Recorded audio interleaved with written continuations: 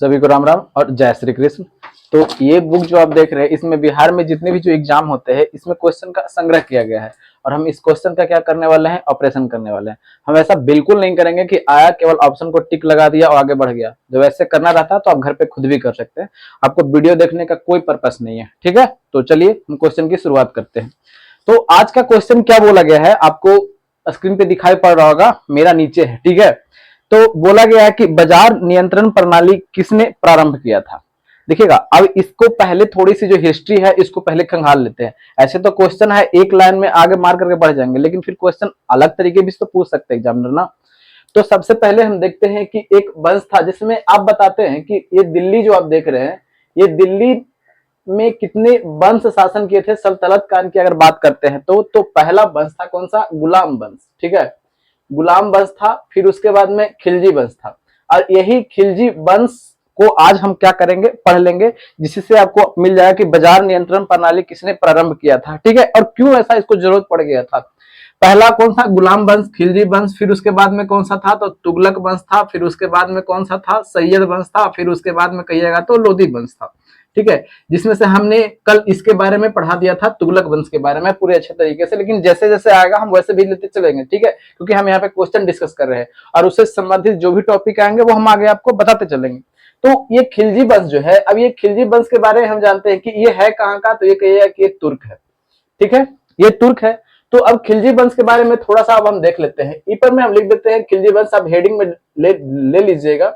ये खिलजी वंश का स्थापना किसने किया था, तो खिलजी वंश का स्थापना किया था कौन, तो जलालुद्दीन ने किया था। ठीक है, अब ये जलालुद्दीन ने कब किया था, तो ये 1290 ईस्वी में एक वंश का स्थापना करता है। उस वंश का नाम क्या है, तो बोलिए कि खिलजी वंश इस वंश का नाम पड़ता है। ठीक है, इसकी कभी कभी इससे पूछता है कि इसने जो शपथ लिया था यानी राज्यारोहण किया था। ठीक है, ये राज्यारोहण की अगर बात बताते हैं, राज्यारोहण, तो ये राज्यारोहण अपना कहाँ किया था, यानी राज तिलक जो लगाता है ना कि हम आज से फलना क्षेत्र के राजा हुए, तो कहाँ किया था, तो एक बनाया था ये कैकुबाद महल। ठीक है, कैकुबाद महल बनवाया था। उस महल का नाम क्या था, तो किलखोरी महल नाम था। ठीक है, अब ये किलखोरी महल में क्या करता है कि ये अपना राज्यारोहण करता है। कौन, तो ये जलालुद्दीन।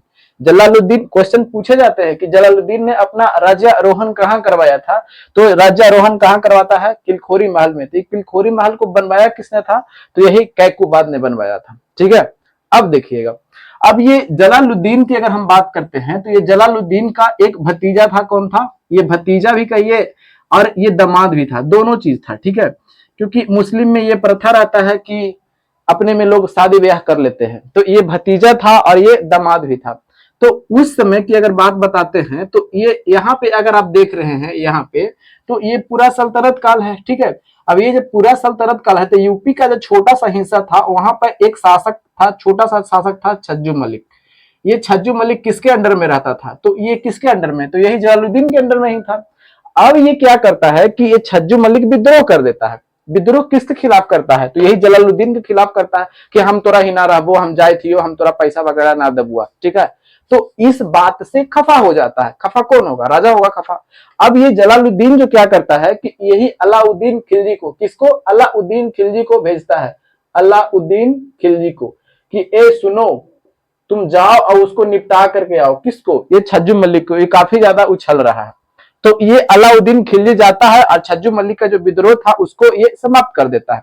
अब कैसे किया वो कहानियां बात की हम चलेंगे, यानी विद्रोह को समाप्त किसने कर दिया, ये अलाउद्दीन खिलजी कर देता है। ठीक है, अब ये अलाउद्दीन खिलजी कर देता है। फिर उसके बाद में एक और हमला किया जाता है, यहाँ पे आप देवगिरी, ये देवगिरी जिसको दौलताबाद बोलते हैं, ये देवगिरी में क्या करता है कि ये देवगिरी पर आक्रमण कर देता है। कौन, ये अलाउद्दीन खिलजी के नेतृत्व में होता है। सलाह कौन देता है, यही जलालुद्दीन ही देता है कि जाओ उस पर हमला करो। अब हमला करने के बाद में यहाँ से क्या होता है कि बहुत से मात्रा में यहाँ से धन लेकर के आता है, और जब बहुत से मात्रा में धन लेकर के आता है तो इससे काफी लालच हो जाता है किसे, अलाउद्दीन खिलजी को, कि इतना सारा धन। अब इसे एक राजा बनने का लालच बन जाता है कि अब हम जो राजा है, सुल्तान है, वो हम बनेंगे।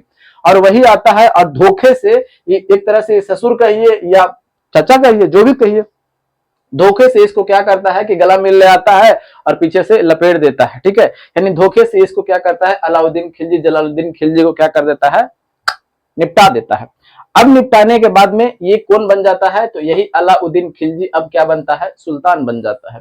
तो 1296 ईस्वी में क्या बन गया, सुल्तान बन गया। तो अब यहाँ पे देखिएगा अलाउद्दीन खिलजी। अब ये अलाउद्दीन खिलजी जो है, इसका विशेष काम है जो काफी ज्यादा पूछा जाता है, ठीक है।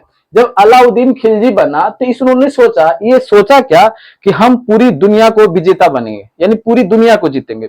जिस तरह से सिकंदर जीतने के लिए निकला था पूरी दुनिया को, उस तरह से ये सोचा कि हम पूरी दुनिया को जीतेंगे, ठीक है।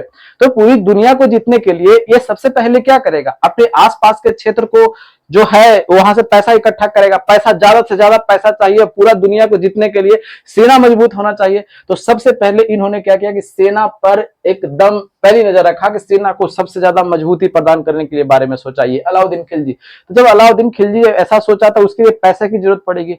तो पैसे की जरूरत पड़ेगी तो कैसे होगा, आसपास के क्षेत्र को हमको जीतना पड़ेगा। तो अब देखा कि ये दक्षिण भारत की ओर देखा, ठीक है, ये दक्षिण भारत की ओर देखता है। तो दक्षिण भारत की ओर देखता है तो देखता है कि अब हमें दक्षिण भारत जीतने के लिए यही यहाँ देवगिरी के राजा कौन है, ये देवगिरी के राजा हैं रामचंद्र देव। कौन है, रामचंद्र देव। अब यही रामचंद्र देव के सहायता से सोचा कि ये दक्षिण भारत को हम जीत सकते हैं, ठीक है। इसका मेन मकसद सिर्फ पैसा लूटना था, कुछ नहीं करना, हस्तक्षेप उसके आंतरिक राजनीतिक में हस्तक्षेप करना बिल्कुल नहीं था। अब ये क्या करता है कि ये देवगिरी पर फिर से हमला करता है, ठीक है। और देवगिरी पर हमला करता है, और देवगिरी पर हमला किसके नेतृत्व में होता है, अलाउद्दीन खिलजी अब सुल्तान बन चुका है। उस समय जब हमला किया था तो कुछ नहीं था। अब ये हमला किसके नेतृत्व में कर देता है, तो यही मलिक कफूर के नेतृत्व में कर देता है। अब ये मलिक कफूर के नेतृत्व में कर देता है। ये मलिक कफूर कौन था, तो इसका प्रमुख सेनापति था। मलिक कफूर को गुजरात अभियान के दरमियान में इसे 1000 दिनार में क्या कर दिया गया था, खरीदा गया था। कहा जाता है कि ये हिजड़ा था, ये काफी ज्यादा खूबसूरत था ये हिजड़ा। अब देखिएगा ये 1000 दिनार के नाम से किसे जाना जाता है, तो ये मलिक कफूर को जाना जाता है। किसके नेतृत्व में हमला किया गया था, मलिक कफूर के नेतृत्व में हमला किया गया था। कहां, तो देवगिरी। और देवगिरी से ये बहुत सारे पैसा लेकर के आते हैं, ठीक है। और पैसा लेकर के आता है और फिर ये रामचंद्र देव को भी कैद करके लेके आता है। लेकिन यहाँ पे अलाउद्दीन खिलजी बड़ा सूझबूझ से काम करता है कि अगर हमें दक्षिण भारत को जीतना है तो हमें इससे मदद लेना पड़ेगा। और इसे 6 महीना के बाद क्या कर देता है, छोड़ देता है। और इसे एक उपाधि देता है, राय रायन की उपाधि देता है, ठीक है, राय रायन की उपाधि देता है। तो पूछेगा आपसे क्वेश्चन ये, सॉरी लाइट कट गया।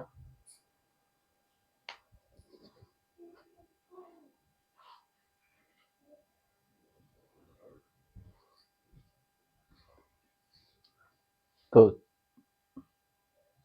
हम कहां तक थे कि हमने देखा था कि ये अलाउद्दीन खिलजी जो था, ये अलाउद्दीन खिलजी किसको राय रायन की उपाधि दिया था, तो ये बोलिएगा कि रामचंद्र देव को क्या किया था, राय रायन की उपाधि दिया था। अब देखिएगा जब राय रायन की जब उपाधि मिल गया, कब, तो ये हमला हुआ था कब, तो ये 1306 ईस्वी से 7 ईस्वी के बीच के आसपास की घटना है। यहां तक तो कोई दिक्कत नहीं है, यहां तक तो पूरा कंप्लीट है। अब देखिएगा, अब यहाँ के बाद अब हम जो इसका जो कहानियां है इतिहास में जो जाना जाता है, इसको क्यों जाना जाता है वो हम आपको बताते हैं, ठीक है। इसके बारे में एक इसके कहा जाता है कि एक व्यक्ति था, ये जफर खां। ये जफर खां कौन था, तो ये जफर खां एक सेनापति था इसका, ठीक है। ये सेनापति काफी प्रमुख सेनापति था, ठीक है। जब अब मंगोल आक्रमण हुआ था तो ये मंगोल आक्रमण के दौरान क्या होता है कि इसका मृत्यु हो जाता है। मंगोल आक्रमण में क्या होता है, मृत्यु हो जाता है। तो क्वेश्चन ये पूछा जाएगा कि अलाउद्दीन खिलजी का कौन सा ऐसा सेनापति था जो मंगोल आक्रमण में इसका क्या हो गया था, मृत्यु हो गया था। बात करते हैं एक और सेनापति कौन था, तो यही बोलिएगा कि मलिक कफूर। ये मलिक कफूर के बारे में अभी हमने देखा, तो मलिक कफूर को क्या बोला जाता है, 1000 दिनारी बोला जाता है, क्योंकि इसे 1000 दिनार में क्या किया था, खरीदा गया था। और अलाउद्दीन खिलजी के जो दक्षिण भारत के जितने भी अभियान थे, ये सब के सब मलिक कफूर के नेतृत्व में ही क्या किया गया था, पूरा किया गया था। यानी मलिक कफूर के जो सपना देखा था, ये अलाउद्दीन खिलजी ने जो सपना देखा था कि हम विश्व विजेता बनेंगे, तो उसके सपनों को साकार करने में काफी ज्यादा महत्वपूर्ण योगदान कौन दे रहा था, तो यही मलिक कफूर दे रहा था, ठीक है। अब इसमें क्या करता है कि देखा कि जब हमको विश्व विजेता बनना है तो विश्व विजेता बनने के लिए पैसा की तो जरूरत पड़ेगा ही। तो पैसा की जरूरत पड़ने के क्रम में क्या बहुत सारे टैक्स लगाता है। वो टैक्स क्या क्या होता है जो हम बताते हैं। चराई कर का नाम सुने हैं आप, ठीक है। जो जानवर जो चराता है, नहीं, जो जानवर चराएगा उसके लिए भी आपको टैक्स देना पड़ेगा। जो अब घर झोपड़ी ये सब भी है ना, उसके लिए आपको टैक्स देना पड़ेगा। यानी देख रहे हैं सब चीज में ये टैक्स जोड़ते चला जा रहा है। यानी चराई कर, घरी कर, ये सब तो पूछेगा कि चराई कर किसने आरंभ किया था, तो यही अलाउद्दीन खिलजी ने आरंभ किया था। पूछेगा कि घड़ी कर, घड़ी नहीं घड़ी, ये घर घर झोपड़ी से जितने भी थे उसके लिए भी कर देना पड़ता था, अगर झोपड़ी है तो उसको भी कर देना पड़ेगा। ये स्टार्ट कौन कर रहा है? तो यही अलाउद्दीन खिलजी स्टार्ट कर रहा है। अब इसके पास में एक ठो और व्यक्ति थे, वो धार्मिक गुरु ही कहिए, अलाउल मुल्क। वो व्यक्ति कौन थे? अलाउल मुल्क। अब ये अलाउल मुल्क जो थे, ये अलाउल मुल्क, ये अलाउद्दीन खिलजी जो था ना, एक नए धर्म को ये प्रारंभ करना चाहता था। तो अलाउल मुल्क के सुझाव पर सोचे कि अबे सुनो, पहले तुम विश्व विजेता तो बनो, ये तुम्हारे बस की बात नहीं है। जो धर्म की जो बातें तुम बोल रहे हो कि हम एक नए धर्म चलाएंगे, ये तुम्हारे बस की बात नहीं है, ठीक है। तुम्हारा जो काम दिया गया है वो काम करो। तो यही अलाउल मुल्क के समझाने पर ये जो धर्म जो स्थापित करना था, ये धर्म को जो नया धर्म चलाना चाहता था, उसे ये क्या कर देता है? ये छोड़ देता है और पूरा का पूरा फोकस क्या करता है कि हम विजेता बनेंगे, ठीक है। अब इसने उपाधि धारण किया था, इसने एक उपाधि धारण क्या किया था? क्योंकि सिकंदर जैसा बनना चाहता था, तो सिकंदर ए सानी का उपाधि धारण किया था। तो पूछेगा कि सिकंदर ए सानी का उपाधि धारण किसने किया था? तो यही सिकंदर ए सानी का उपाधि धारण कौन कर रहा है? तो अलाउद्दीन खिलजी कर रहा है। यहां तक तो कोई दिक्कत? तो कोई दिक्कत नहीं है। अब हम थोड़ा सा मिटा देते हैं ताकि आपको और भी जो इसमें चीज है जो हम क्या कर सके, बता सके, ठीक है। तो अब हम इसे मिटा देते हैं इस साइड में, फिर ताकि हम आपको और भी बता सके। अगर एक बात हम और देखें कि अलाउद्दीन खिलजी का एक और विशेषता की अगर बात हम देखते हैं, तो ये धर्म पर राज्य का नियंत्रण स्थापित करता है। ये धर्म पर, तो यहाँ पे और लिख देते हैं यहाँ पर कि धर्म पर राज्य का नियंत्रण स्थापित करता है, राज्य का नियंत्रण स्थापित करता है। अब देखिएगा, नियंत्रण स्थापित करता है। अब एक बात और हम बताते हैं कि यही पर क्या कहता है कि जैसे में इस जो सार्वजनिक वितरण प्रणाली की बात करते हैं, यही वितरण प्रणाली की बात करते हैं, तो ये वितरण प्रणाली क्यों स्टार्ट करता है? क्योंकि इसने सोचा कि अगर हम सभी चीजों को एक एक क्या करें कि एक ठोस मूल्य हम निर्धारित कर दे, कैसे आज के समय में है कि एक ठोस मूल्य निर्धारित कर दिया गया है, और वो कितनों ही कुछ भी हो जाए, चाहे अकाल आए या सुखाड़ आए, ठीक है, वो चीज उतने ही दाम पर मिलेंगे, ज्यादा नहीं होगा। ये सार्वजनिक वितरण प्रणाली जो था, ये काफी ज्यादा इसको सफलता उस टाइम में मिला था ये अलाउद्दीन खिलजी को। तो यही सार्वजनिक वितरण प्रणाली था। तो यही सार्वजनिक वितरण प्रणाली किसने आरंभ किया था? तो यही किसने आरंभ कर रहा है? तो यही अलाउद्दीन खिलजी ने आरंभ कर रहा है। यहां तक तो कोई दिक्कत? तो कोई दिक्कत नहीं है। अब इसके समय में क्या हुआ था ना कि इसके समय में काफी सारा विद्रोह हुआ था, विद्रोह बहुत सारा हुआ था। तो इसने सोचा कि ये विद्रोह को आखिर दबाया कैसे जाए, विद्रोह को दबाने के लिए कुछ ना कुछ तो उपाय होना चाहिए। फिर उन्होंने सलाह मशवरा किया अपने लोगों से, जो सलाहकार था उससे पूछा कि बताओ दोस्त, काहे को इतना हो रहा है विद्रोह? तो विद्रोह सोचा, बहुत कुछ खोजबीन किया, उसके बाद में ये प्लान बनाया कि इस विद्रोह को दबाया कैसे जाए। तो विद्रोह को दबाने के लिए इसने 4 गो फरमान जारी किया, ठीक है। विद्रोह दबाने के लिए क्या किया? तो पहला फरमान में ये क्या करता है कि पहला फरमान में जो सरकारी उपहार दिए जाते थे, सरकारी उपहार दिए जाते थे लोगों को, पेंशन दिए जाते थे, ये सभी चीज जो दिए जाते थे वो सब कहा कि तुम हमको दे दो, यानी वापस लेना प्रारंभ कर दिया, ठीक है। यानी उपहार, फिर उसके बाद में पेंशन, फिर उसके बाद में जो जागीर दी जाती थी वो सब लेना क्या कर दिया? प्रारंभ कर दिया, ठीक है। ये पहला फरमान में हो गया। और फिर उसके बाद में बोला क्या गया? अधिकारियों को बोला कि तुम लोगों से ज्यादा मात्रा में क्या करो? टैक्स वसूल करो, ज्यादा से ज्यादा मात्रा में क्या करो? टैक्स वसूल करो, ठीक है। कि लोगों के पास में पैसे नहीं रहेगा, थोड़ा सा पैसा रहता है तब ना ये उल जुलूल की बातें करता है, कभी ये करता है कभी ये करता है, इतना ज्यादा पैसा तसीलो कि उसके पास में पैसा ही नहीं बचे, वो संघर्ष करे, खाने के लिए संघर्ष करे, ठीक है। वो खाने के लिए संघर्ष करे, ज्यादा पैसा रहेगा तो वो हथियार, गोला बारूद इस सब के बारे में सोचा नहीं, कम पैसा रहेगा तो सिर्फ खाने के बारे में सोचेगा। तो ये पहला फरमान में ये कहता है। फिर दूसरा फरमान में क्या करता है कि गुप्तचर विभाग का गठन करता है। ये गुप्तचर विभाग का क्या करता है? गठन करता है, और पूरे देश में यानी पूरे क्षेत्र में ये क्या करता है? फैला देता है कि देखो हमारे खिलाफ कौन सी साजिश हो रही है, कौन सा जो क्षेत्र है वहां पे हमारा बात को नहीं माना जा रहा है या बढ़िया से पालन नहीं किया जा रहा है, ठीक है। और तीसरे फरमान में ये क्या करता है कि तीसरे फरमान में ये जो क्या करता है ना कि तीसरा फरमान जो जाहिर करता है वो काफी ज्यादा और इसको महान बना देता है। महान कहिए मत, इसके साम्राज्य को और ज्यादा सुदृढ़ता करता है, सुदृढ़ प्रदान करता है। ये क्या करता है कि मानक पेय पदार्थ, मानक पेय पदार्थ मतलब समझते हैं? मानक पेय पदार्थ मतलब कि शराब, गांजा, ये सब पर क्या कर देता है? प्रतिबंध कर देता है। यानी ये सब हमारे क्षेत्र में नहीं चलेगा। कैसे अभी नीतीश बाबू बंद कर दिए हैं कि हमारे बिहार राज्य में कोई दारू नहीं पी सकता है। बात मालूम है, लोग पी रहे हैं, लेकिन आप कागज पे तो बंद है ना। तो उस टाइम ये क्या किया था कि शराब पर पूरी तरह से प्रतिबंध लगा दिया था। और चौथे फरमान में ये क्या किया था कि चौथे फरमान में ये कहा था कि अगर कोई व्यक्ति शादी ब्याह करते हैं तो मेरे परमिशन के बिना वो शादी ब्याह नहीं कर सकते। अगर शादी ब्याह करते हैं तो जो बहुत से लोग को पार्टी वगैरह सौ आया, नाचा गाया, पिया खाया, ये सब नहीं हो सकता है। क्यों ऐसा कर रहा था, आखिर इतना डर क्यों रहा था? डरने के पीछे रीजन ये था कि वहीं पे 100 को 50 को लोग इकट्ठा होंगे, ठीक है, और इकट्ठा होने के बाद में क्या करेंगे कि हमारे खिलाफ साजिश करेंगे। तो इकट्ठा होगा ही नहीं तो साजिश करेगा कहां से, ठीक है। तो यही शादी विवाह पर क्या कर देता है, प्रतिबंध लगा देता है। शादी विवाह पर क्या कर देता है, प्रतिबंध। प्रतिबंध नहीं, ये मतलब कि जो उत्सव मनाते हैं, राज पार्टियां वगैरह सब करता है, वो सब के लिए क्या कर देता है, प्रतिबंध लगा देता है। यहां तक तो समझ में आ गया, यहां तक तो कोई दिक्कत नहीं है। धर्म पर राज का नियंत्रण स्थापित कर लिया, सार्वजनिक वितरण प्रणाली प्रारंभ कर लिया, चराई कर, घड़ी कर इसने प्रारंभ किया। फिर उसके बाद में बोलते हैं कि ये जफर खां जो कौन था, ये जफर खां इसका प्रमुख सेनापति था, जो मंगोल आक्रमण के दौरान क्या हो गया था, मारा गया था। इसका एक और प्रमुख सेनापति कौन था, मलिक काफूर। जो मलिक काफूर गुजरात अभियान जब कर रहा था अलाउद्दीन खिलजी, तो उस दरमियान इसको 1000 रुपया दिनार में क्या गया था, 1000 दिनार में खरीदा गया था, इसलिए 1000 दिनारी के नाम से ये जाना जाता है। ये दक्षिण भारत में जब आक्रमण किया था, तो दक्षिण भारत में जब आक्रमण किया था तो सबसे पहला आक्रमण ये कहाँ किया था, तो देवगिरी में किया था, ठीक है। ये देवगिरी का राजा उस टाइम कौन थे, तो उस टाइम जो राजा थे रामचंद्र देव। अब ये रामचंद्र देव को कौन सा उपाधि देता है, रायन की उपाधि देता है, ठीक है। यहां तक तो कोई दिक्कत। फिर उसके बाद में अलाउल मुल्क एक व्यक्ति थे, इसके सुझाव पर यह क्या करता है कि धर्म जो नया चलाना चाहता था उसका ये सपना छोड़ देता है। फिर उसके बाद में अगर ये बात करते हैं कि ये उपाधि कौन सा धारण करता है, तो ये सिकंदर ए साने की उपाधि धारण करता है।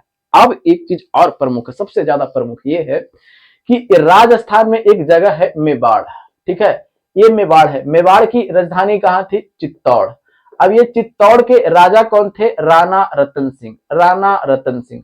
अब ये राणा रतन सिंह की पत्नी कौन थी, तो राणा रतन सिंह की पत्नी थी कौन, तो ये पद्मिनी, ठीक है। ये पद्मिनी इतनी खूबसूरत थी, इतनी ज्यादा खूबसूरत थी कि ये खुदा के सामने ये शिकायत करती थी कि हे खुदा, तुमने मुझे इतना खूबसूरत क्यों बनाया, क्योंकि मेरे चलते न जाने कितने लोग मारे और काटे जा रहे हैं। ये खुदा से शिकायत करती थी कि हमें इतना खूबसूरत क्यों बनाया तुमने। ये कौन थी, ये पद्मिनी। और पद्मिनी जो थी, ये पद्मिनी पर एक पुस्तक लिखा गया था, पद्मावत। अब ये पद्मावत के लेखक कौन है, तो यही मलिक मोहम्मद जायसी, ठीक है। ये मलिक मोहम्मद जायसी। तो ये पूछा जाता है, ये काफी ज्यादा इंपॉर्टेंट क्वेश्चन है कि मलिक मोहम्मद जायसी ने एक पुस्तक लिखा था, उस पुस्तक का नाम क्या है, तो पद्मावत। ये पद्मावत किसके उपलक्ष्य में लिखा था, किसके कहानियों को वर्णन करता है, तो यही पद्मिनी। पद्मिनी इतनी खूबसूरत थी कि ये खुदा के सामने शिकायत क्या करती थी कि हे खुदा, तुमने मुझे इतना खूबसूरत क्यों बनाया। फिर उसके बाद में ये किनकी पत्नी थी, तो ये राणा रतन सिंह की पत्नी थी। और राणा रतन सिंह कहाँ के राजा थे, तो ये चित्तौड़ के राजा थे। और जब ये चित्तौड़ पर आक्रमण करता है कौन, यही अलाउद्दीन खिलजी जब आक्रमण करता है तो काफी महीने ये घेराबंदी किए हुए रहता है, लगभग 6 महीने तक घेराबंदी करता रहता है, किया था। और अंत में क्या होता है कि अंत में ये चित्तौड़ किला को विजय प्राप्त कर लेता है। और उस जो छोटा सा जो झड़प होता है, उस झड़प में राणा रतन सिंह की क्या हो जाता है, मृत्यु हो जाता है। और इसे जो मनसा था किसे, अलाउद्दीन खिलजी को, कि पद्मिनी को हम हासिल करेंगे, लेकिन पद्मिनी जो थी एक रानी थी और काफी वीर रानी थी। और इन्होंने क्या करता है कि सभी अपने जो जो जो दासियां थी वो सब के साथ में जौहर कर लेती है। जौहर करने का मतलब क्या होता है ना, कि खुद को आग के हवाले कर लेती है, कि हम खुद को आग के हवाले कर लेंगे मगर तुम्हारे हाथ कभी नहीं आएंगे। ये रानी पद्मिनी ऐसा करती है। तो यहां से क्वेश्चन ये काफी सारे बन जाते हैं, ठीक है। अब तो समझ में आ गया। अब एक बात और हम बता देते हैं कि ये खिलजी वंश का अंतिम राजा कौन था, यानी अंतिम शासक की अगर बात करते हैं तो अंतिम शासक कौन था, ये मुबारक खिलजी। अब ये मुबारक खिलजी जो था, ये मुबारक खिलजी जो था, ये क्या करता है कि सबसे पहली बार सल्तनत काल में क्या होता है कि ये पहली बार एक उपाधि धारण करता है, ठीक है। ये कौन सा उपाधि धारण करता है, तो ये उपाधि कौन सा धारण करेगा, जैसे मैं अब सुनता हूं कि इराक में जो कौन रहते थे, इराक में, ईरान में, ये सब जो रहते थे खलीफा, ठीक है। तो ये खलीफा का क्या करता है, उपाधि धारण करता है। तो ये पहला ऐसा राजा है, तो पूछेगा कि खलीफा का उपाधि धारण किसने किया था, तो यही मुबारक खिलजी, ठीक है, क्योंकि जितने भी राजा जो बनते आ रहे हैं वो सब के सब सुल्तान का उपाधि धारण किए हुए, लेकिन ये इकलौता राजा है जो किसका उपाधि धारण कर रहा है, खलीफा का उपाधि धारण कर रहा है। तो समझ में आ गया कि क्वेश्चन यहाँ पे इंपॉर्टेंट क्यों बन जाते हैं। सो समझ में आ गया ना, ठीक है। तो आगे बढ़ते हैं अब अगले क्वेश्चन पे। तो इसका देखिएगा पूरी तरह से आपको जवाब मिल गया होगा और आपको पूरा रिवीजन भी हो गया, ठीक है। अब अगले क्वेश्चन पे हम बढ़ते हैं। चलिए अब अगले क्वेश्चन पे क्या बोला गया है सो देखिएगा, ठीक है। अगला क्वेश्चन आप क्या बोला गया है, यहाँ पे आपको दिखाई पड़ रहा होगा कि दक्षिण भारत से उत्तर भारत में भक्ति आंदोलन किसने लाया था। तो इसके बारे में हमने पहले भी चर्चा किया था, ठीक है। तो अभी भी हम चर्चा कर देते हैं। दक्षिण देखिए, जैसे में ये हमारा इंडिया है, ठीक है। अब ये हमारा इंडिया है, तो दक्षिण भारत की अगर बात करते हैं तो भक्ति आंदोलन जब प्रारंभ हुआ था तो दक्षिण भारत में एक नैनार थे, नैनार, और उसके बाद में कौन थे, अलवार, ठीक है। ये अलवार जो थे ये विष्णु के उपासक थे और ये नैनार जो थे ये शिव के उपासक थे, ठीक है, भगवान शिव के उपासक थे, ठीक है। और यहीं से भक्ति आंदोलन क्या होती है, प्रारंभ होती है। अब देखिएगा नीचे में यानी दक्षिण भारत में तमिलनाडु में ही एक व्यक्ति का जन्म होता है, रामानुजाचार्य, ठीक है, रामानुजाचार्य का जन्म होता है। अब ये रामानुजाचार्य को ये दक्षिण भारत में विष्णु का अवतार कहा जाता है कि ये विष्णु के अवतार थे, ठीक है। अब ये व्यक्ति जो थे ये किसके अवतार हैं, विष्णु का अवतार है। तो विष्णु का अवतार है तो ये किसके विचारधारा से प्रभावित होंगे, सगुण विचारधारा के ये लोग थे। दो को बताया था ना, विचारधारा होती है, एक सगुण होता है एक निर्गुण होता है। ये सगुण आकार के व्यक्ति थे। सगुण में क्या होता है ना कि भगवान का एक रूप रंग दिया जाता है, एक आकृति दी जाती है, ठीक है। अब ये व्यक्ति जो थे ये व्यक्ति के फिर एक ठो और चेला हुए। वो चेला कौन थे, अगर इनकी मत की बात करते हैं कि इन्होंने अपना मत दिया था कौन, तो मत था विशिष्टाद्वैतावाद, विशिष्टाद्वैतावाद। तो ये काफी ज्यादा पूछा जाता है ये कि रामानुजाचार्य ने कौन सा मत दिया था, तो ये विशिष्टाद्वैतावाद एक मत दिया था, ठीक है। अब इनका एक चेला कौन है, तो इनका चेला है रामानंद, ठीक है। इनका चेला कौन है, ये रामानंद है, रामानंद है। अब ये रामानंद जो है ये राम के भक्त हैं। किनके भक्त हैं, राम के भक्त हैं। अब ये राम के भक्त हैं तो ये, अब ये भी तो व्यक्ति सगुण आकार के होंगे ना, तो कहिए कि हाँ सगुण आकार के होंगे। अब ये व्यक्ति का जन्म कहाँ होता है, तो ये व्यक्ति का जन्म की अगर बात बोलते हैं तो इनका जन्म होता है प्रयाग में। कहाँ, प्रयाग, जो इलाहाबाद के नाम से आप लोग जानते होंगे, ठीक है। ये प्रयाग में इनका क्या होता है, जन्म होता है। रामानुजाचार्य का चेला कौन है, रामानंद। और रामानंद के भी जो चेला थे, जो लगभग 12 को इनको चेला थे, जो आप पढ़ते हैं ना कबीर, कबीर किनके चेला हैं, तो ये रामानंद के चेला हैं। रैदास जो आप पढ़ते हैं ये रैदास किनके चेला हैं, तो यही रामानंद के चेला हैं, ठीक है। अब ये रामानंद जो है ये दक्षिण भारत से उत्तर भारत में भक्ति आंदोलन को क्या करते हैं, लेकर के आते हैं। दक्षिण भारत में भक्ति आंदोलन को प्रारंभ किसने किया, तो यही रामानुजाचार्य ने किया। लेकिन उत्तर भारत में किसने लाया, तो उत्तर भारत में यही रामानंद लेकर के आते हैं, ठीक है। यानी उत्तर भारत में कौन लेकर के आते हैं, तो उत्तर भारत में रामानंद लेकर के आते हैं। यही उत्तर भारत में भक्ति आंदोलन क्या होती है, प्रारंभ होती है। फिर उसके बाद में राम की कथा और कृष्ण की कथा क्या होती है, सुनी जाती है और सुनाई भी जाती है, ठीक है। अब यहां तक तो कोई दिक्कत है, तो कोई दिक्कत नहीं है, हमें पूरी तरह से समझ में आ भी गया, ठीक है। लेकिन हम एक चीज और यहां पे बता देते हैं कि ये कबीर जो थे, ये कबीर कहते थे कि आपको मुक्ति के लिए, मोक्ष के लिए आपको क्या करना चाहिए कि गृह त्याग आप नहीं करिए। यानी ज्ञान के लिए आपको जरूरी नहीं है कि आप गृह त्याग कर दीजिए, या ये भी जरूरी नहीं है कि आप शादी नहीं कीजिए। इन्होंने कहा कि आप शादी विवाह कर करके यानी गृहस्थ जीवन में रह करके भी आप क्या कर सकते हैं, ये सब चीज को आप कर सकते हैं, ये कबीर ने कहा था। और कबीर जो थे ये मूर्ति पूजा के विरोध में थे। ये मूर्ति पूजा जो लोग करते हैं, व्रत वगैरह लोग करते हैं, हिंदू धर्म मुस्लिम धर्म को ये दोनों को लपेटे हैं। ऐसा नहीं है कि एक धर्म को ये लपेटा है, दोनों के दोनों धर्म को ये लपेट दिए हैं। ये कौन, तो ये कबीर लपेटे हैं। तो इनका कुछ पुस्तक है, ये कुछ पुस्तक है, तो उस कुछ पुस्तक के बारे में पूछा जाता है। तो उस पुस्तक का नाम क्या क्या है वो हम देख लेते हैं। पुस्तक की बात करते हैं तो इसमें इन्होंने जो पुस्तक लिखा था, ये पहला पुस्तक था सखी, फिर उसके बाद में सबद। तो पूछेगा कि ये पुस्तक किनका है, सखी, सबद, मंगल, फिर उसके बाद में रेख ताल, ये सभी जो पुस्तक है किनके द्वारा लिखा गया है। फिर उसके बाद क्या करते हैं, तो ये होली, ये किनके द्वारा लिखा गया पुस्तक है, तो यही कबीर के द्वारा लिखा गया पुस्तक है। यहां तक कोई दिक्कत है, यहां तक तो कोई दिक्कत नहीं है, तो कोई दिक्कत होना भी नहीं चाहिए। हमें क्वेश्चन का जवाब में मिल गया और यहां तक हमने क्या किया, क्वेश्चन को आगे रिवीजन भी कर लिया, ठीक है। तो आंसर कौन सा होगा आप समझ गए होंगे, ठीक है। अब आगे बढ़ते हैं अगले क्वेश्चन पे। तो अगला क्वेश्चन आपको दिखाई पड़ रहा होगा, तो यहाँ पे हम अगला क्वेश्चन क्या बोला गया है, यहाँ पे आपको दिखाई पड़ रहा होगा कि निम्नलिखित में से किसने दीन ए इलाही धर्म को स्वीकार किया था। अब देखिएगा, दीन ए इलाही धर्म की बात करते हैं, तो सबसे पहले इसके बारे में हम जान लेते हैं कि दीन ए इलाही क्या था। दीन ए इलाही, तो ये दीन ए इलाही जो है, ये दीन ए इलाही कोई धर्म नहीं था, ये एक विचारधारा था। ठीक है, ये एक क्या था, विचारधारा था। तो ये प्रारंभ किसने किया था, तो इसका प्रारंभ की अगर बात करते हैं तो इसका प्रारंभ किया था कौन, तो अकबर ने किया था। प्रारंभ कौन किया था, तो अकबर ने किया था। कहा जाता है कि दीन ए इलाही जो विचारधारा था, इसमें 18 लोग इस विचारधारा को माने थे, लेकिन पहला और अंतिम की बात करते हैं तो पहला और अंतिम कौन था, तो ये पहला ही बोल सकते हैं और अंतिम भी बोल दीजिए। ये पहला और अंतिम व्यक्ति जो दीन ए इलाही को स्वीकार किया था वो कौन किए थे, तो वही बीरबल। कौन किए थे, ये बीरबल। अब ये बीरबल क्या किए थे कि दीन ए इलाही धर्म को जो विचारधारा था उसको क्या किए थे, ये स्वीकार किए थे। तो क्वेश्चन ये पूछे जाते हैं कि ये बीरबल का वास्तविक नाम क्या था।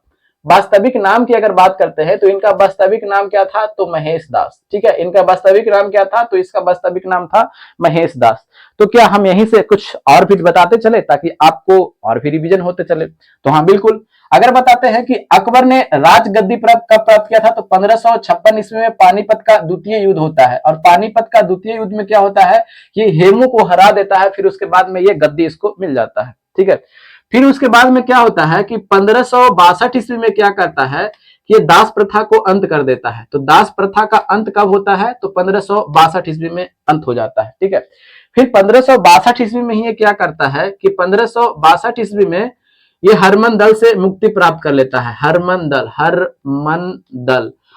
दल जैसे में क्या था ना कि जो कुछ जो व्यक्ति थे जो इनको लालन पालन किए थे, पाल पोस के बड़ा किए थे, उस सब का एक प्रभुत्व चलता था। तो उस दल से क्या हो चुके थे, ये मुक्ति पा लिए थे। कब, तो ये 1562 ईस्वी में ये मुक्ति पा लिया था। ठीक है, फिर उसके बाद बोलते हैं कि तीर्थ यात्रा कर ये समाप्त कर दिया था। तीर्थ यात्रा में जो लोग कर देते थे ना, जैसे में क्या होता है कि आज अगर हम उज्जैन जाते हैं, जब महाकालेश्वर की जो मंदिर है उज्जैन में, अगर वहां जाते हैं तो हमको तीर्थ यात्रा में जब जाएंगे तो हमको कर देना पड़ेगा, सरकार को टैक्स देना पड़ता था। उस टाइम की बात हम बता रहे हैं। तो वो कर को क्या कर देता है, समाप्त कर देता है। तो ये कब होता है, तो 1563 ईस्वी में।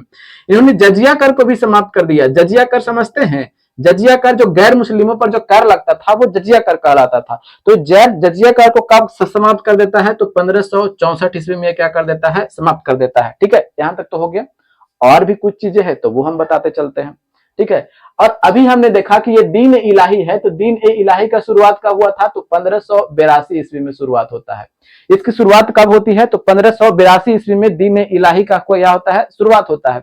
और फिर उसके बाद में 1583 ईस्वी में क्या होता है, 1583 ईस्वी में, तो 1583 ईस्वी में इलाही संबत प्रारंभ होता है। क्या होता है, इलाही संबत। तो इलाही संबत प्रारंभ कब होता है, तो 1583 ईस्वी में प्रारंभ होता है। ठीक है, अगर बात करते हैं तो 1571 ईस्वी में क्या करता है कि फतेहपुर सीकरी का स्थापना करता है। फतेहपुर सीकरी का क्या कर देता है, सीकरी का स्थापना कर देता है।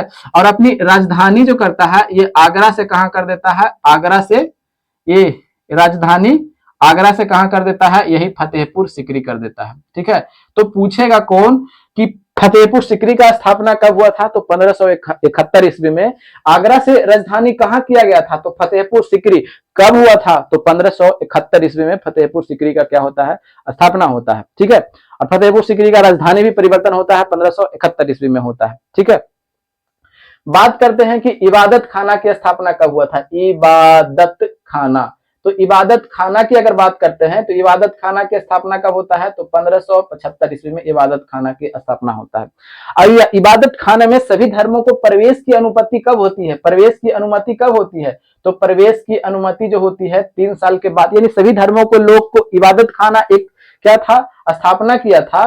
तो उसमें क्या था ना कि जैसे में सभी धर्म के लोग आएंगे और उससे विचार मशवरा किया जाएगा। ठीक है, तो पहले तो स्थापना किया, लेकिन जो सभी धर्मों के लोग कब से प्रारंभ होते हैं आने के लिए, तो प्रवेश की अनुमति यही पे हम बता रहे हैं। तो प्रवेश की जो अनुमति मिली थी यही 1578 ईस्वी में, यानी 3 साल के बाद में। इबादत खाना 3 साल पहले स्टार्ट हो जाता है। फिर उसके बाद में सभी धर्मों को लोग करके बुलाया जाता है कि आइए महाशय, आइए बताइए आपका मन क्या, मन में जो है बातें, अपने अपने धर्म के बारे में विशेषता विशेषता के बारे में बताइए, और जो विशेषता होगा वो हम ग्रहण करेंगे। तो सभी धर्मों में ये इबादत खाना में सभी धर्मों के प्रवेश की अनुमति कब मिल जाती है? तो 1578 ईस्वी में क्या होती है? मिल जाती है। अगर एक बात और बताते हैं कि अजहरनामा, ये पूछता है कि अजहरनामा, अजहरनामा, तो अजहरनामा का स्थापना कब होता है? तो ये 1579 ईस्वी में। इसकी स्थापना कब होता है? 1579 ईस्वी में होता है। एक चीज और सबसे ज्यादा पूछा जा सकता है कि इन्होंने क्या किया था कि अपनी राजधानी लाहौर बनाया था। तो 1585 ईस्वी में अपना राजधानी कहां बनाया था? लाहौर। 85 में कहां राजधानी बना लिया था? लाहौर राजधानी, ठीक है। ये राजधानी कहां बनाया था? तो लाहौर। अब देखिएगा, हमने एक क्वेश्चन हमें जो दिया गया था, लेकिन देख लीजिए आप खुद, आपके सामने, आंखों के सामने है, कितना सारा क्वेश्चन आपके पास में रिवीजन हो गया है, ठीक है। तो उम्मीद है आपको सेशन अच्छा लग रहा होगा, ठीक है। तो अब हम अगले क्वेश्चन पे बढ़ते हैं, अब इसे मिटा देते हैं, ठीक है। आगे देखिए, आगे क्या बोला गया है, सो देखते हैं आगे क्या बोला गया है। यहाँ पे आपको दिखाई पड़ रहा होगा कि हुनूज दिल्ली दुरस्त, ठीक है। अभी दिल्ली दूर है, किसने कहा था? मतलब कि अब देखिएगा, हमने बताया था क्या, या अभी बताते भी चलते हैं, बताया तो पहले कई बार भी बताया है, लेकिन हम बताते चलते हैं, ठीक है। एक एक क्या है? संप्रदाय है, ठीक है। अभी ये संप्रदाय कौन सा संप्रदाय है? संप्रदाय है एक चिश्ती संप्रदाय। अब ये चिश्ती संप्रदाय है, तो चिश्ती संप्रदाय का स्थापना सबसे पहले की अगर बात करते हैं तो इसका स्थापना होता है अफगानिस्तान में होता है। कहां पे? अफगानिस्तान में होता है। तो कहिए कि अफगानिस्तान में होता है, तो क्या भारत में भी होता है? तो हाँ जी, बिल्कुल भारत में भी होता है। तो कहिए कि जो अफगानिस्तान में स्थापना होता है, तो उसका स्थापना कौन कौन व्यक्ति करता है? तो इसहाक समी, इसहाक समी करते हैं और अबू अब्दाल करते हैं। इसहाक समी और अबू अब्दाल, ठीक है। ये दो नाम का व्यक्ति जो है, ये दोनों क्या करता है? अफगानिस्तान में चिश्ती संप्रदाय का स्थापना कर देता है, ठीक है। फिर उसके बाद में भारत में अगर स्थापना की हम बात करते हैं, तो भारत में स्थापना कौन करता है? शेख मुजाइनुद्दीन चिश्ती, मुजाइनुद्दीन चिश्ती, थोड़ा इसका नाम टेढ़ा होता है भाई, मुजाइनुद्दीन चिश्ती, ठीक है। अब इनका दरगाह जो है, इनका दरगाह कहाँ है? तो ये अजमेर में है। इनका दरगाह कहाँ पे है? तो इनका दरगाह अजमेर में है। तो क्वेश्चन ये पूछे जाते हैं कि अजमेर में किस चिश्ती संप्रदाय के दरगाह, किस व्यक्ति के दरगाह है? तो मोइनुद्दीन चिश्ती के, शेख मोइनुद्दीन चिश्ती का क्या है? दरगाह है, ठीक है। यहां तक कोई दिक्कत? तो कोई दिक्कत नहीं है। तो इनके गुरु का नाम कौन, इनका गुरु कौन थे? तो इनका लिख देते हैं चेला, ठीक है, यानी शिष्य कर देते हैं, ठीक है। तो ये शिष्य इनके गुरु कौन थे? तो उस्मान हारूनी। इनके गुरु कौन है? तो उस्मान हारूनी। अगर बात करते हैं कि इनका चेला कौन है, तो इनका चेला की अगर बात करते हैं तो इनका चेला है कौन? बख्तियार काकी, बख्तियार काकी। ये बख्तियार काकी इनका क्या है? चेला है। फिर बख्तियार काकी का चेला कौन है? तो बख्तियार काकी का चेला कौन है? तो बाबा फरीद। इनका चेला कौन है? तो बाबा फरीद, या फरीरुद्दीन गंज ए शक्कर के नाम से भी जाना जाता है। फरीरुद्दीन गंज ए शक्कर, तो गंज ए शक्कर। तो पूछेगा कि फरीरुद्दीन गंज ए शक्कर के नाम से किसे जाना जाता है? अब हम इस साइड में लिखते हैं ताकि आपको दिखाई पड़ते रहे। तो बाबा फरीद को फरीरुद्दीन गंज ए शक्कर के नाम से भी जाना जाता है, इनका असली नाम था, ठीक है। अब इनके जो उपदेश जो थे, इनके उपदेश को गुरु ग्रंथ साहिब में क्या किया गया था? संकलन किया गया था। उपदेश को कहां पे? तो गुरु ग्रंथ साहिब में क्या किया गया था? संकलन किया गया था, ठीक है। अब बाबा फरीद का चेला कौन थे? तो यही बाबा फरीद का चेला की अगर बात करते हैं, तो यही बाबा फरीद का चेला कौन थे? तो यानी शिष्य जो अभी देख रहे हैं, तो यही शिष्य है कौन? निजामुद्दीन औलिया। ये कौन है? निजामुद्दीन औलिया इनका क्या है? शिष्य है। यहां तक समझ में आ गया। अब यही पे मामला थोड़ा सा ट्विस्ट आएगा, देखिए क्या होता है। निजामुद्दीन औलिया क्या होता है कि ये ऐसा व्यक्ति है कि दिल्ली के 7 सुल्तानों का ये कार्यकाल देखा है। 7 गो सुल्तान, ठीक है ना, यानी 7 गो राजा कोई देखा इनके सामने आया और चला गया, निपट गया। लेकिन ये ऐसा व्यक्ति थे जो किसी के दरबार में नहीं गए। जितना भी सुल्तान था ये किसी के दरबार में नहीं गए। एक इनका मतभेद हुआ करता था, अभी हम बताते चलते हैं कि एक वंश था, उस वंश का नाम क्या था? तुगलक वंश। एक वंश था, उस वंश का नाम क्या था? तो कहिए कि तुगलक वंश। अब ये तुगलक वंश का स्थापना किसने किया था? तो कहिए कि गयासुद्दीन तुगलक ने स्थापना किया था। अब ये गयासुद्दीन तुगलक से अब निजामुद्दीन औलिया से क्या था कि संबंध कुछ ठीक नहीं चल रहे थे, यानी शीत युद्ध का युद्ध चल रहा था, शीत युद्ध चल रहा था, दोनों में मनमुटाव था और मनमुटाव काफी ज्यादा था। ठीक है, मनमुटाव यहां तक काफी ज्यादा था कि ये मिलने गए थे तो मिलने से भी इनकार कर दिए थे। कौन? निजामुद्दीन औलिया। ऐसा कहा जाता है कि ये विशेष ट्रीटमेंट चाहते थे कि हम राजा हैं तो हमें विशेष ट्रीटमेंट दो, लेकिन निजामुद्दीन औलिया कहते हैं कि मेरे लिए सब बराबर है, तुम राजा हो अपने घर के, हमारे दरबार पे आए हो तो तुमको भी लाइन में खड़ा होकर के आना पड़ेगा, और जितना देर खड़ा होना पड़ेगा खड़ी होकर के रहो, तब हम तुमको देख सकते हैं। विशेष ट्रीटमेंट कितना भी बड़ा राजा तुम क्यों ना हो, मेरे लिए सब बराबर है। खैर ये अच्छी बात है। अब ये जो था ये तिरहुत को और बंगाल को जीत करके यहाँ से, अब देखिएगा हम बनाते हैं ये थोड़ा सा अच्छा सा, ये यहाँ से बताते हैं, ये बंगाल आप देख रहे हैं, ये दिल्ली है, ये बंगाल को तिरहुत के क्षेत्र को जीत करके ये कहाँ जा रहा था? दिल्ली जा रहा था। अब जब इतना बड़ा क्षेत्र जीत चुका है, ये कौन? गयासुद्दीन तुगलक, यानी 1325 ईस्वी में। ठीक है, अब ये 1325 ईस्वी में जीत करके जा रहा था, और जाने के क्रम में ही देखा गया वो हम जीत गए हैं।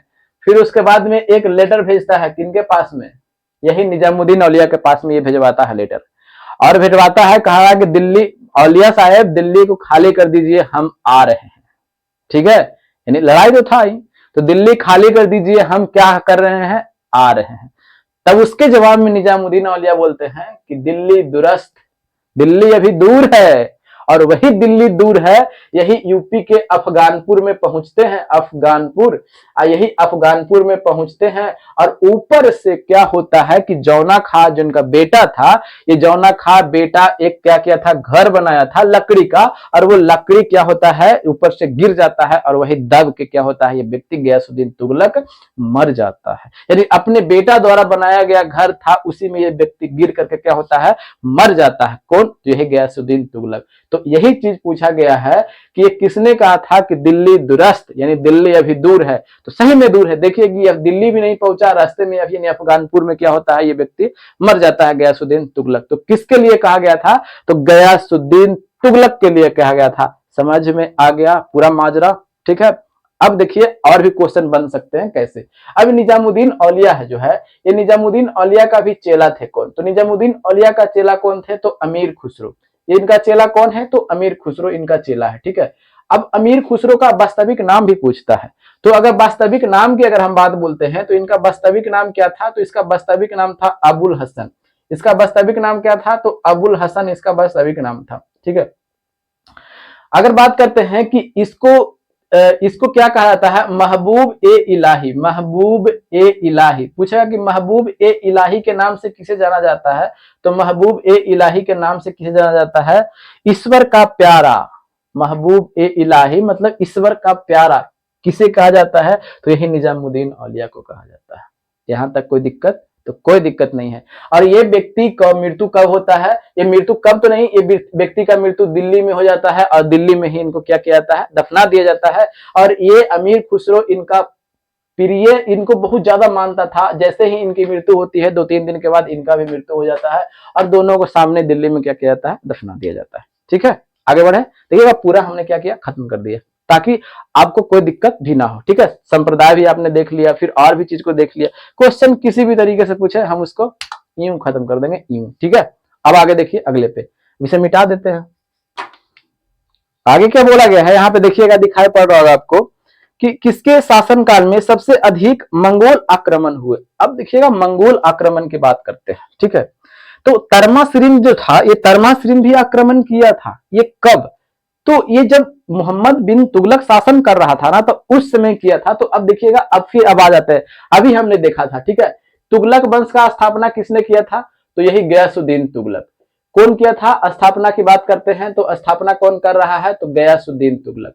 अब ये गयासुद्दीन, अच्छा से लिख देते हैं थोड़ा, गयासुद्दीन तुगलक। अब ये गयासुद्दीन तुगलक जब स्थापना करिए देता है, तो हमने ये भी बताया था कि जो सबसे पहले नहर खुदवाने की व्यवस्था प्रारंभ करता है। और अभी हमने देखा कि दिल्ली आते समय अफगानपुर में क्या होता है? लकड़ी का घर बना हुआ था, उससे लकड़ी गिर जाता है, और ये दब करके क्या हो जाता है? व्यक्ति मर जाता है। ठीक है, अच्छा, इसके बाद में शासक कौन बनता है? तो ये कब की घटना है, तो 1320 ईस्वी में ये बनता है, 1325 ईस्वी में व्यक्ति का क्या हो जाता है, मृत्यु हो जाता है। फिर इसके बाद में मोहम्मद बिन तुगलक बनता है। अभी ये मोहम्मद बिन तुगलक कौन है, तो इसका बेटा है। तो तुगलक इसे जौना खां के नाम से भी जाना जाता है। किसे, तो जौना खां। पूछेगा कि जौना खां के नाम से किसे जाना जाता है, तो यही किसे जाना जा रहा है, तो मोहम्मद बिन तुगलक। मोहम्मद बिन तुगलक के समय में क्या होता, वो क्या हुआ था कि सबसे ज्यादा यानी तर्मासिरिन, ठीक है, तर्मासिरिन का आक्रमण किसके समय में होता है, तर्मासिरिन का आक्रमण तो यही मोहम्मद बिन तुगलक के समय में होता है, ठीक है।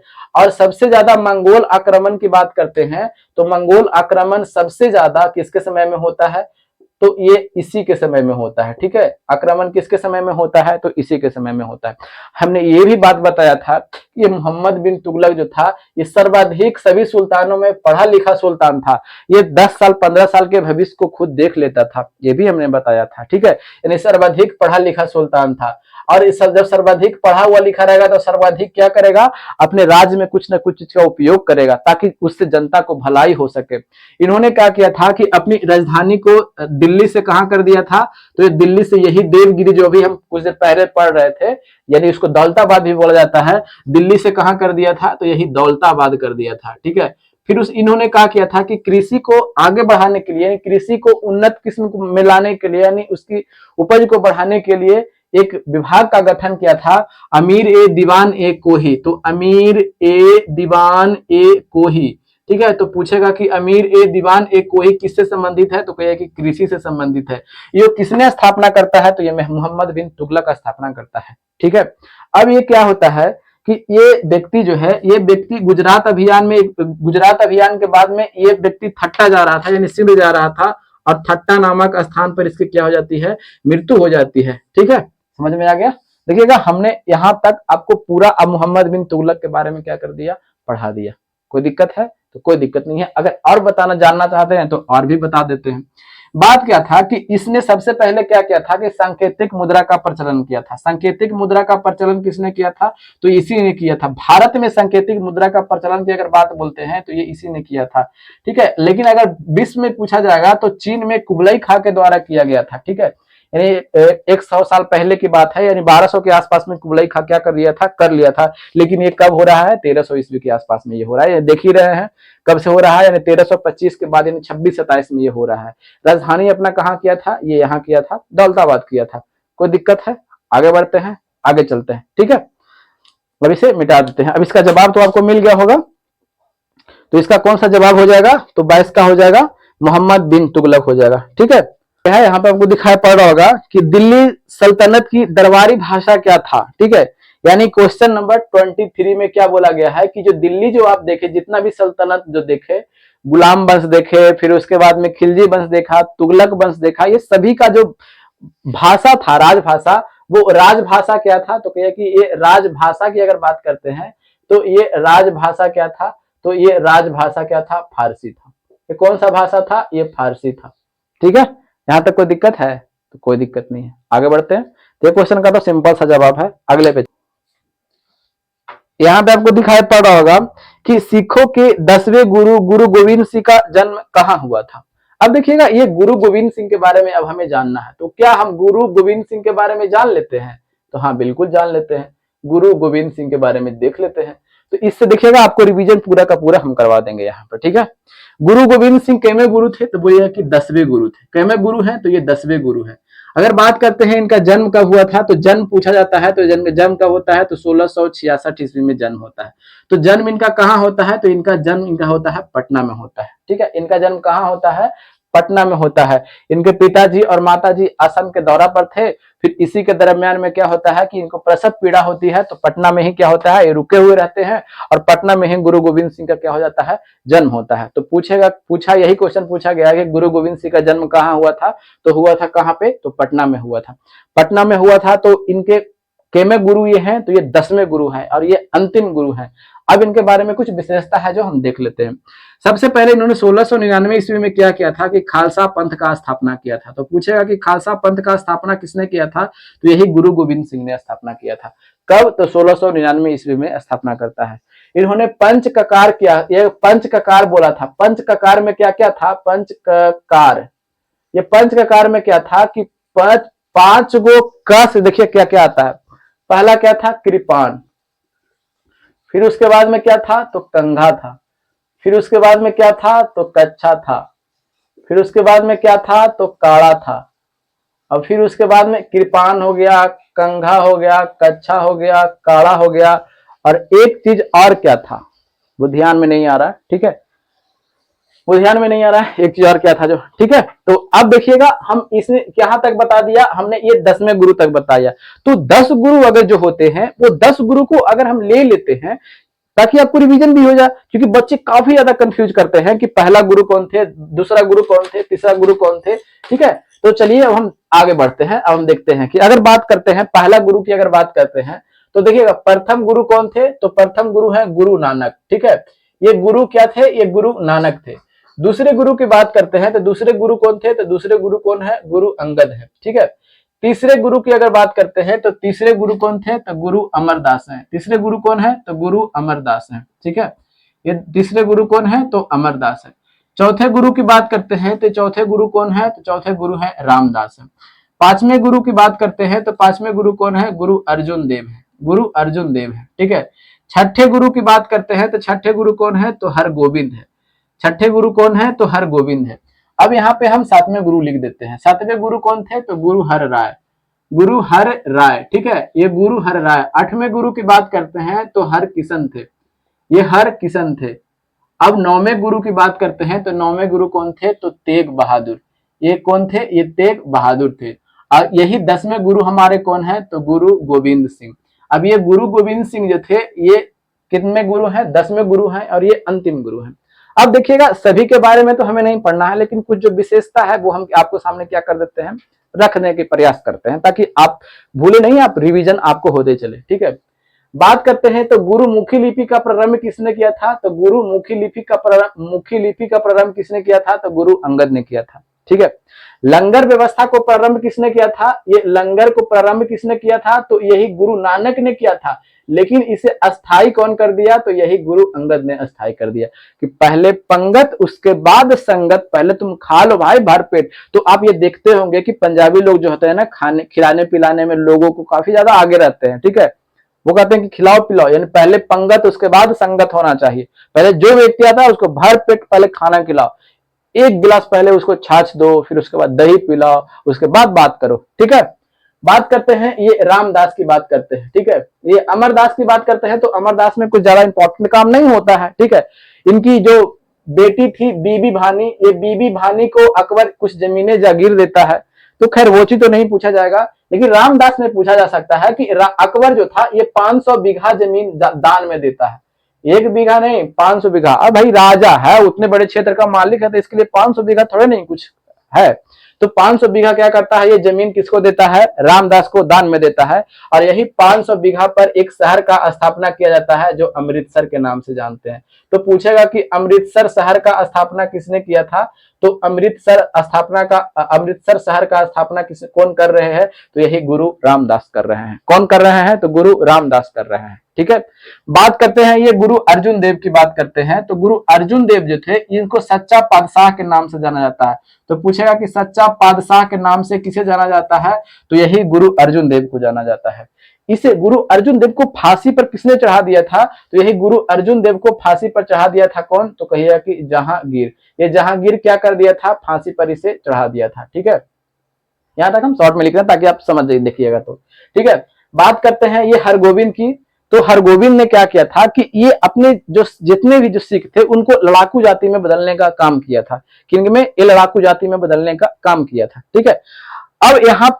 अब हम यहाँ पे और भी देखते चलते हैं, तो ये सब उतना इंपॉर्टेंट काम नहीं है, लेकिन यहाँ पे एक और है गुरु नौमा है। ये नौमा व्यक्ति कौन है? तो गुरु तेग बहादुर। ये गुरु तेग बहादुर की क्या करता है कि औरंगजेब, कौन? औरंगजेब। ये औरंगजेब इसको क्या करता है? इनको ये फांसी पर क्या कर देता है? चढ़ा देता है, क्योंकि इस्लाम धर्म स्वीकार ना करने के चलते, ठीक है। अब देखिएगा हमने एक शॉर्ट यहाँ पे आपको रख दिया ताकि आपको रिवीजन हो जाए और अच्छे तरीके से हो जाए, ठीक है। अब आगे बढ़ते हैं, अगले पे चलते हैं। यहां पे आपको दिखाई पड़ रहा होगा नेक्स्ट क्वेश्चन कि निम्नलिखित में से किसने भारत पर सर्वप्रथम आक्रमण किया था? देखिएगा सर्वप्रथम आक्रमण की अगर बात कर रहे हैं तो सबसे पहला आक्रमण आखिर कौन करता है, जो ऑप्शन में दिया गया है, जो क्वेश्चन आपको दिखाई में पड़ रहा होगा। तो 712 ईस्वी में क्या होता है कि 712 ईस्वी में ये इंडिया है। अब ये इंडिया है, अब जिसमें हम एक रफ मैप ले लेते हैं वर्ल्ड का, ताकि आप अच्छे तरीके से समझ जाइएगा। ठीक है, ये है, इस तरफ आपने देखा, अब ये है,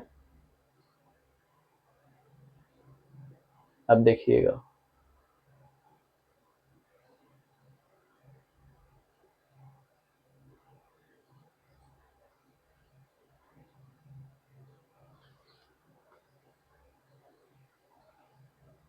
हमने एक रफ मैप ले लिया है वर्ल्ड का। ठीक है, अब यही अरब जो है, देखिएगा, अब ये इसके सहारे यहाँ पे सिंध में सबसे पहले क्या करता है, इधर से जाता है, लेकिन बीच में तो समुद्र है, तो यहाँ से क्या करता है, यहाँ पे आता है सिंध में। ठीक है, अब ये सिंध में क्या करता है कि सबसे पहला आक्रमण करता है, कब, तो 712 ईस्वी में ये हमला कर देता है। ठीक है, 712 ईस्वी में क्या करता है, हमला कर देता है। तो उस समय राजा कौन था, तो दबीर। ठीक है, दबीर वहां का काम था, राजा था। तो खैर राजा के बारे में तो पूछा नहीं जाएगा, लेकिन पूछा यह जाएगा कि जब 712 ईस्वी में जब आक्रमण किया था, तो आक्रमण किया था तो कौन था, तो मोहम्मद बिन कासिम। ये कौन था, तो मोहम्मद बिन कासिम। ये मोहम्मद बिन कासिम कहाँ का है, तो देखिएगा, खुद हमने मैप लिया है, ये कहाँ का व्यक्ति है, तो अरब का व्यक्ति है। तो ये इसके और इसके जो आक्रमण की जो चर्चा मिलता है, एक पुस्तक है, उस पुस्तक का नाम क्या है, चचनामा। यही चचनामा पुस्तक में क्या होता है कि अरब के आक्रमण का पहली बार में चर्चा किया जाता है। ये 1200-1300 ईस्वी के आसपास में ये लिखा जाता है।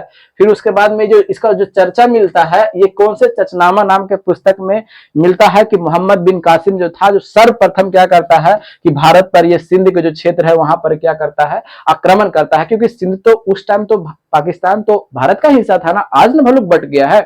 लेकिन ये पूछा जाएगा कि कौन आक्रमण किया था, तो मोहम्मद बिन कासिम ने क्या किया था, आक्रमण किया था। तो इसकी चर्चा कौन सी पुस्तक में मिलती है, तो चचनामा नाम का पुस्तक है, उसमें क्या होता है, इसका उल्लेख किया गया है। ठीक है, समझ में आ गया, आगे बढ़ते हैं। और इसने क्या किया था कि इस क्षेत्र में सर्वप्रथम क्या कर दिया था, तो जजिया कर लगाया था। तो जजिया कर समझ में आता है कि गैर मुस्लिमों पर जो कर लगता है उसको क्या बोलते हैं, जजिया कर। क्योंकि ये व्यक्ति तो अरब का था, तो अरब तो मुस्लिम कंट्री है, और यहाँ पे हिंदू के धर्म के लोग हैं, यानी दाहिर को आप देखने में हिंदू लग रहे हैं। ठीक है, दाहिर। ठीक है, अब ये क्या होते हैं कि ये व्यक्ति पर क्या होता है, आक्रमण कर देता है। अब उसके बाद में ये हार जाते हैं। तो हारने के बाद में सबसे पहले क्या होता है कि भारत में जजिया कर कौन लगाता है, तो यही मोहम्मद बिन कासिम। तो वीडियो यहीं तक था, यहीं तक क्वेश्चन थे। ठीक है, और वीडियो आपको अच्छा लगा होगा तो लाइक एंड सब्सक्राइब जरूर कीजिएगा। अगर आपका कोई सुझाव हो तो कमेंट बॉक्स में जरूर बताइएगा, हम आपके सुझाव पर जरूर अमल करेंगे। ठीक है, तो मिलते हैं अगले वीडियो में, तब तक के लिए हंसते रहिए, मुस्कुराते रहिए, और अपनों का ख्याल जरूर रखिए। जय हिंद, जय भारत, और अपने जन्म दिवस पर एक पेड़ जरूर लगाइए। शुक्रिया।